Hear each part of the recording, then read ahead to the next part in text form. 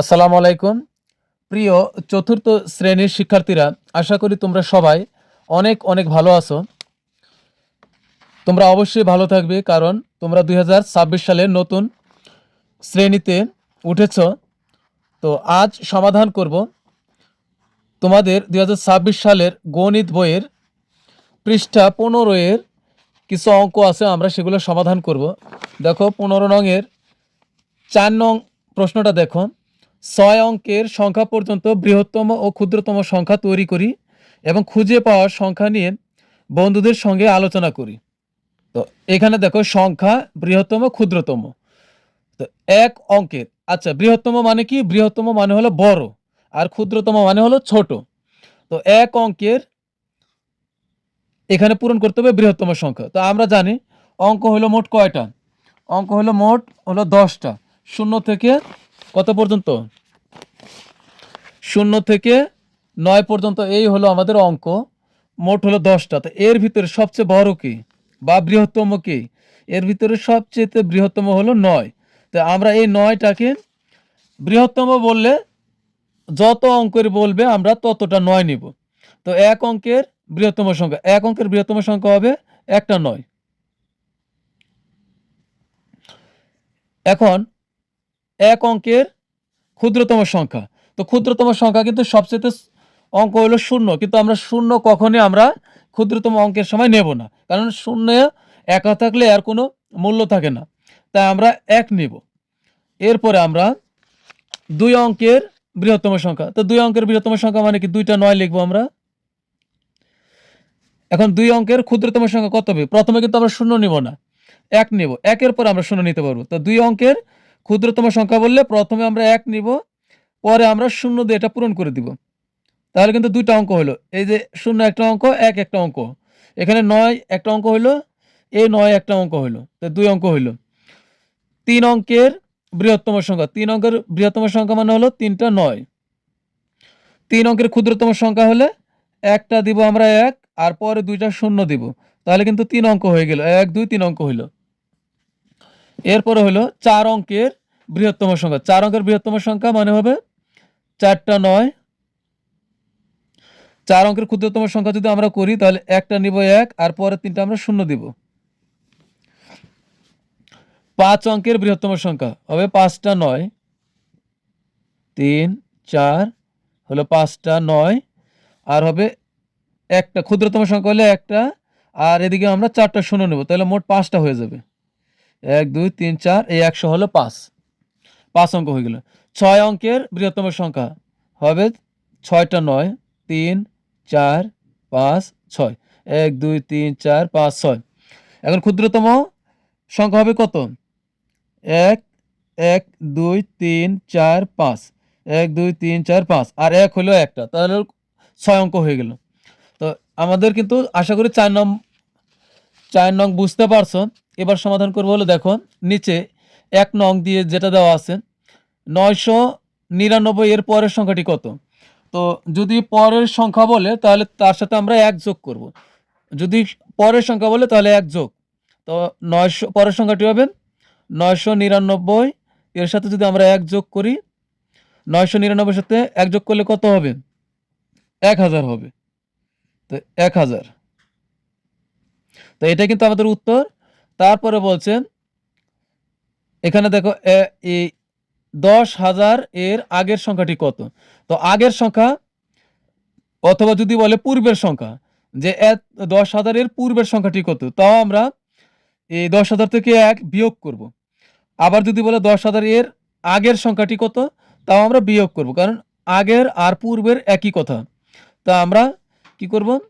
10,000 একক, দশক, শতক, হাজার। তো 10,000,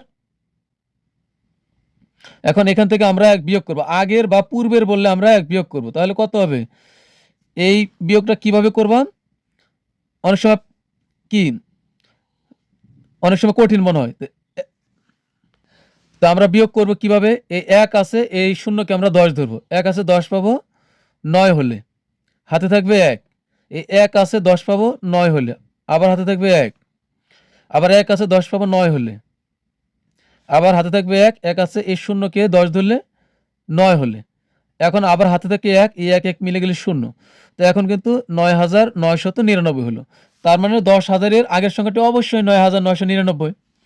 এরপরে আমাদেরকে এখানে বলছে নিচে ৭টি সংখ্যা কার্ড আছে, কার্ডগুলো দিয়ে ৭ অঙ্কের সংখ্যা তৈরি করি। এখানে কি করতে হবে? নিচে ৭টি সংখ্যা কার্ড আছে, এই প্রত্যেকটা মনে করো যে সংখ্যা কার্ড আছে, কার্ডগুলো দিয়ে ৭ অঙ্কের সংখ্যা তৈরি করি। তো দেখো এখানে বলছে এই সংখ্যা কার্ডগুলো দিয়ে, সংখ্যা কার্ড আছে, এই কার্ডগুলো দিয়ে ৭ অঙ্কের সংখ্যা তৈরি করতে হবে।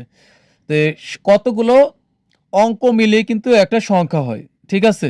তো এগুলো কিন্তু প্রত্যেকটাই অঙ্ক। তো এগুলো দিয়ে আমরা ৭ অঙ্কের এমন একটা সংখ্যা তৈরি করব যেখানে ৭টা অঙ্ক থাকবে।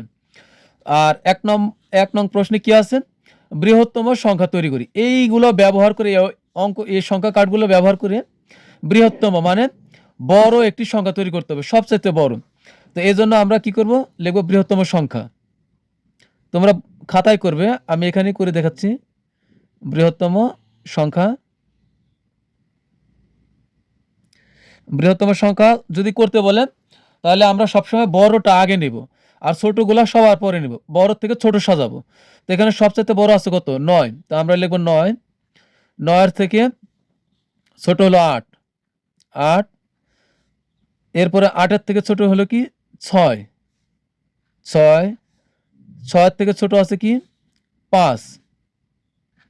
৫। ৫-এর থেকে ছোট হলো ৩। ৩-এর থেকে ছোট হলো ২। এরপরে হচ্ছে ০। তা বৃহত্তম সংখ্যা বললে আমরা সবসময় বড় থেকে ছোট সাজাবো, তাহলে হবে। তো ১, ২, ৩, ৪, ৫, ৬, ৭, ৭ অঙ্ক কিন্তু হয়ে গেল। এটাই সবচাইতে বড় সংখ্যা হয়ে গেল। এরপরে ক্ষুদ্রতম সংখ্যা, ক্ষুদ্রতম মানে কি? ছোট।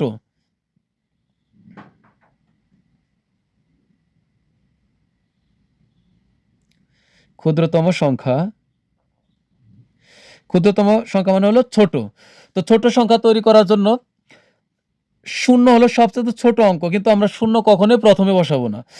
০ বাদ দিয়ে ০-র চাইতে যেটা একটু বড় ওইটাকে আমরা আগে বসাবো, এরপর আমরা পরেই আমরা ০ বসাবো।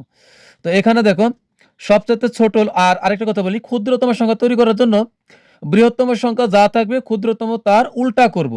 মানে বৃহত্তম হবে বড় থেকে ছোট সাজাবো, আর যদি ওই সংখ্যাটাকে বলে ক্ষুদ্রতম বানাতে তাহলে আমরা ওই সংখ্যাটাকে ছোট থেকে না বড় থেকে ছোট থেকে বড় সাজাবো, কিন্তু ০ প্রথমে বসাবো না। তো এখানে ০ হলে সবচেয়ে ছোট, তো ০ বসাবো না, ২ বসাবো আগে।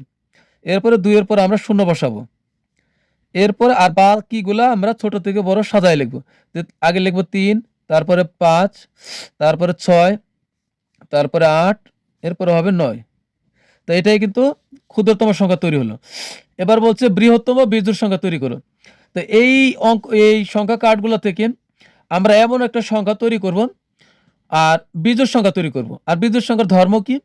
যে সংখ্যায় হোক না কেন, তা যত বড় সংখ্যায় হোক তার শেষে একটি মাত্র বিজোড় অঙ্ক থাকবে। তো বৃহত্তম বিজোড় সংখ্যা তৈরি করার জন্য আমরা বড় থেকে ছোটর দিকে যাব, তাহলে বৃহত্তম হবে। কিন্তু খেয়াল রাখতে হবে শেষে অবশ্যই একটা বিজোড় অঙ্ক দিতে হবে। তো এখন আমরা এখানে সাজাই। সবচেয়ে বড় হলো ৯, কারণ বৃহত্তম বলছে। তো ৯ দিব, এরপরে দিব হলো ৮, এরপরে দিব হলো ৬, দিব ৫। এখন ২ হলো জোর, ০ জোর। তাই আমরা ২ আর ০-কে নিয়ে আসি আর ৩-কে পিছনে দিয়ে দিই। তো ২ দিব, ০ দিলাম, এরপরে দিব হলো ৩। দেখো ৯ বড়, তার চেয়ে ছোট ৮, তার থেকে ছোট হলো ৬, তার থেকে ছোট ৫, তার থেকে ছোট হলো কিন্তু ৩। কিন্তু ৩-কে যদি আমরা ২ এর এখানে বসাই তাহলে আমরা তো বেজোড় সংখ্যা হবে না। তাই আমরা এই ৩-কেই আমরা বেজোড়ের জায়গাতে শেষে রাখলাম আর ২টাকে আগে দিলাম। এটাই কিন্তু আমাদের বৃহত্তম বিজোড় সংখ্যা তৈরি হয়ে গেল। তাহলে এটা হলো বৃহত্তম বিজোড় সংখ্যা। বৃহত্তম বিজোড় সংখ্যা। এরপরে দেখো ক্ষুদ্রতম জোড় সংখ্যা। ক্ষুদ্রতম জোড় সংখ্যা মানে কি? সবচাইতে ছোট হবে। এই অঙ্কগুলো ব্যবহার করি, সবচেয়ে ছোট জোড় সংখ্যা হবে। অর্থাৎ জোড় সংখ্যার শর্ত কি? এর সব শেষে একটা জোড় জোড় সংখ্যা থাকবে, অর্থাৎ একটা জোড় অঙ্ক থাকবে। তাহলে এখন আমরা দেখি এখানে, আর ক্ষুদ্রতম করার জন্য আমরা কি করব, সবচেয়ে ছোটটা আগে বসাবো, ছোট থেকে বড় সাজাবো। তো এখান থেকে আমরা ছোট থেকে বড় সাজাবো, আর শেষে একটা জোড় অঙ্ক রাখবো। তো এখন আমরা যদি সাজাই, সবচেয়ে ছোট হলো শূন্য, তো আমরা শূন্য প্রথমে দিব না, শূন্যর চেয়ে একটু বড়টা দিব। তো 2 দিলাম, পরে দিব শূন্য। এরপর আমরা কি করব, ক্রমান্বয়ে ছোট থেকে বড়র দিকে যাব, ছোট থেকে বড়র দিকে যাব, আর শেষে যেন অবশ্যই একটা জোড় থাকে। তো এখানে কিন্তু 8 হলো বড়, এই 8 কে আমরা সবার শেষে পাঠায় দিব। তো 2 শূন্য, তারপরে দিব হলো 3 5 6 9 বেজোড়, এই 8 কে আমরা সবার শেষে দিয়ে দিব। তো 1 2 3 4 5 6 7, এটাই কিন্তু ক্ষুদ্রতম জোড়, ক্ষুদ্রতম জোড় সংখ্যা। তোমরা খাতায় করবে, আমি তোমাদের এখানেই করে দিলাম। তো তো আশা করি প্রিয় শিক্ষার্থীরা তোমরা বুঝতে পারছো। তোমরা বুঝতে না পারলে অবশ্যই কমেন্টসে জানাবে, আর বুঝতে পারলেও তোমরা কমেন্টসে জানাবে। তো তোমাদের কাছে রিকোয়েস্ট থাকবে, তোমরা অবশ্যই চ্যানেলটা সাবস্ক্রাইব করবে, যেন আমার ভিডিওগুলো তোমরা সহজেই পেতে পারো, এবং বন্ধুদের সাথে বেশি বেশি শেয়ার করবে। তো পরবর্তী ক্লাস দেখার আমন্ত্রণ জানিয়ে তোমাদের কাছ থেকে বিদায় নিচ্ছি। আল্লাহ হাফেজ।